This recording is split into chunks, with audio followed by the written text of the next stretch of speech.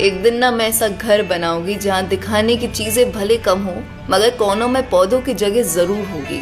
सुबह की धूप अंदर और बाहर पेड़ों की छाया दिखेगी।